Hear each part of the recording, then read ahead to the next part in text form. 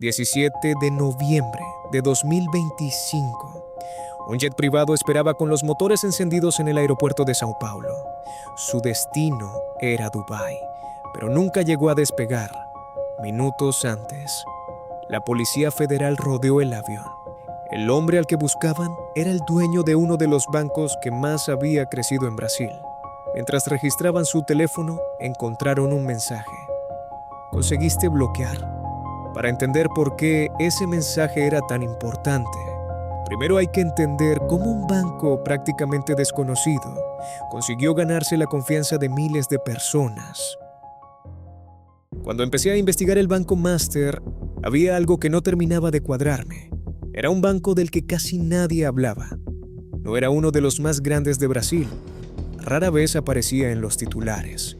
Y, aún así, consiguió atraer a miles de clientes, empresas e incluso fondos de pensiones. ¿Qué tenía ese banco para generar tanta confianza? Esa fue la primera pregunta que intenté responder, pero mientras más avanzaba en la investigación, más aparecía otro interrogante. ¿Quién estaba realmente detrás del Banco Master? Porque había un nombre que se repetía una y otra vez: Daniel Borcaro. Y cuanto más investigaba su historia, más claro tenía que este caso nunca había sido solo sobre un banco.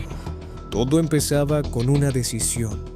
Una decisión que cambiaría por completo la historia del Banco Master y terminaría afectando a más de 1,5 millones de personas.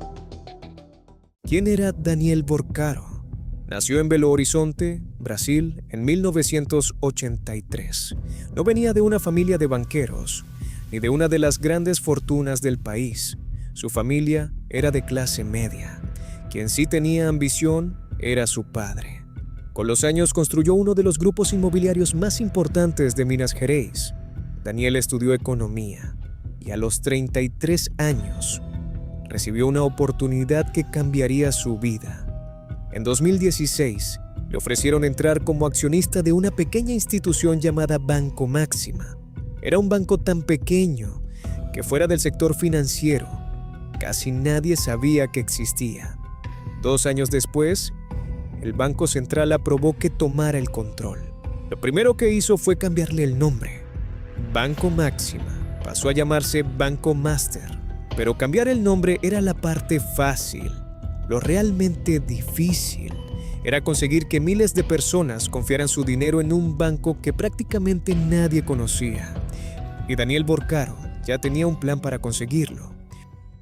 ¿Cómo convences a alguien de entregar sus ahorros a un banco del que nunca ha oído hablar? Daniel Borcaro sabía que competir contra los gigantes de Brasil era prácticamente imposible.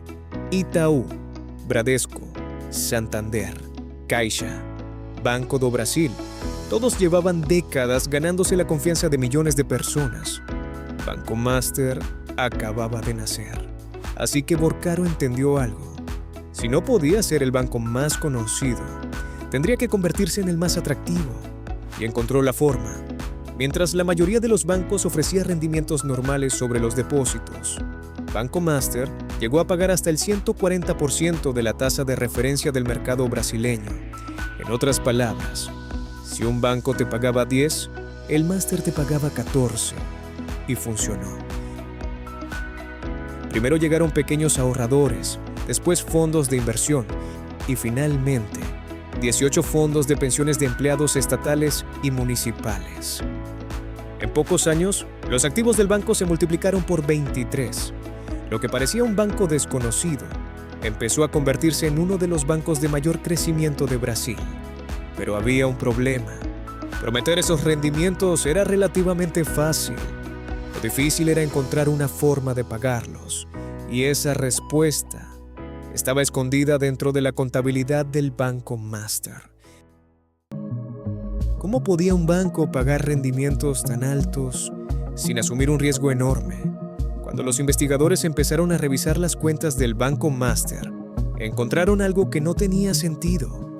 Había préstamos que llevaban meses sin pagarse. Algunos ya no se iban a cobrar nunca, pero sobre el papel seguían valiendo millones. ¿Cómo era posible? En lugar de reconocer que ese dinero ya estaba perdido, El banco hacía que esos préstamos siguieran apareciendo como si todavía fueran una buena inversión.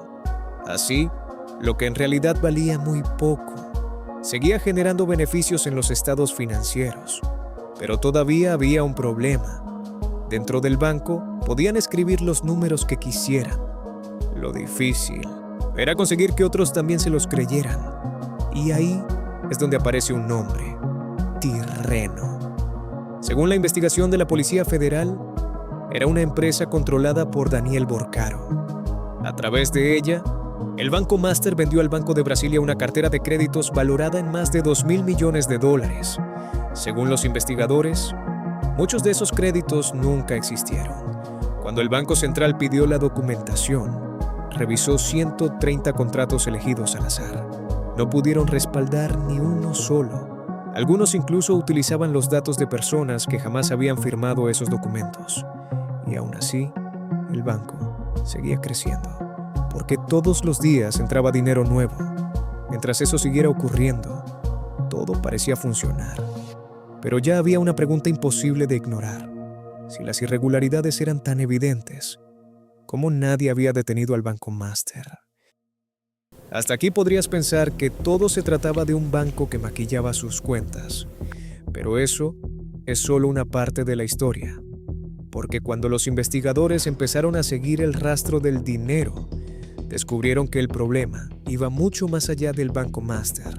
Si te gustan documentales que investigan lo que otros pasan por alto, suscríbete ahora, porque todavía no has visto la parte más inquietante de esta historia. Con el tiempo, esa misma pregunta empezó a hacerse dentro del Banco Central de Brasil.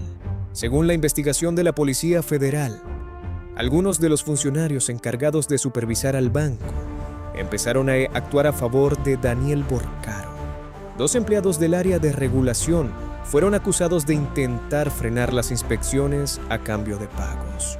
Según la investigación, uno de ellos recibió el equivalente a $27 millones en propiedades.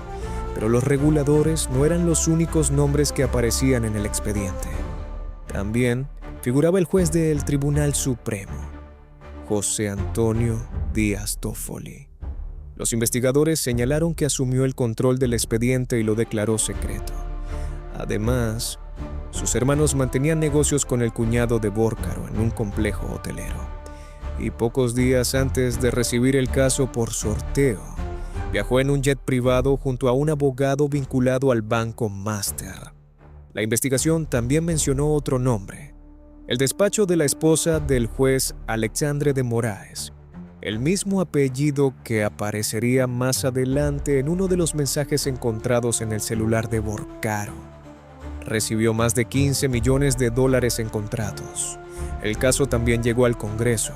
El senador Ciro Nogueira presentó un proyecto para ampliar la cobertura del Fondo de Garantía Bancaria, una medida que habría beneficiado directamente a los inversores del Banco Master. La propuesta fue rechazada. Según la investigación, Nogueira recibía entre $55 y $95.000 mensuales de Borcaro. Flavio Bolsonaro también aparece en la investigación. Unos audios revelados por la Policía Federal lo muestran pidiéndole dinero a Borcaro para financiar una película sobre su padre. Más tarde, reconoció que esas grabaciones eran auténticas. Y en 2024, el presidente Lula recibió a Daniel Borcaro en el Palacio de Planalto. Para ese momento, el Banco Master ya estaba siendo investigado por las autoridades regulatorias. En una declaración ante la Policía Federal, Borcaro dijo que tenía amigos en todos los poderes. No era una metáfora, pero mientras la investigación avanzaba, los investigadores empezaron a encontrar referencias a algo todavía más inquietante. Un grupo del que casi nadie fuera del caso había oído hablar. Lo llamaban Aturma. Durante meses, los investigadores siguieron encontrando el mismo nombre en conversaciones, documentos y dispositivos incautados. Aturma, al principio, parecía solo el nombre de un grupo de WhatsApp, pero según la investigación, era mucho más que eso. Los investigadores sostienen que desde allí se coordinaban acciones para vigilar, intimidar y neutralizar a cualquiera que pudiera convertirse en una amenaza para Daniel Borcaro. El ministro del Tribunal Supremo que llevaba el caso llegó a describir esa estructura como una milicia privada.